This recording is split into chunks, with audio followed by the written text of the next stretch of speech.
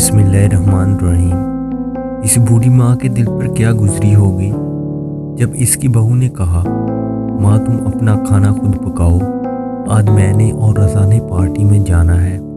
رضا اس کا شوہر تھا۔ بوڑھی ماں نے کہا، بیٹی مجھ میں اب اتنی ہمت نہیں کہ میں کھانا پکا سکوں۔ تو بیٹے نے کہا، ماں آج پاس کے دربار میں لنگر ہے، آپ وہاں جاؤ اور کھانا کھا لو، ورنہ تمہیں کھانا خود ہی پکانا پڑے گا۔ ماں خاموشی سے چپل پہن کر دربار کی طرف چل پڑی۔ 10 سال کا بیٹا روحان یہ سارا ماجرا دیکھ رہا تھا۔ پارٹی میں جاتے وقت روحان نے اپنے پاپا سے کہا، پاپا جب میں بہت بڑا آدمی بن جاؤں گا تو پھر دربار کے پاس اپنا گھر بھی بناؤں گا۔ ماں نے تجسس سے پوچھا، کیوں بیٹا؟ روحان کا جواب سن کر ماں کو دربار میں چھوڑ کر آنے والے بیٹے اور بہو کا سر شرم سے جھک گیا۔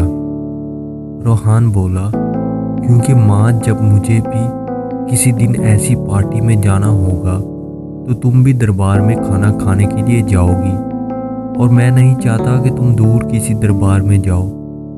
پتھر تب تک محفوظ ہے جب تک پہاڑ سے لگا ہوا ہے، پتا تب تک محفوظ ہے جب تک درخت سے لگا ہوا ہے، انسان تب تک محفوظ ہے جب تک وہ خاندان سے جڑا ہے۔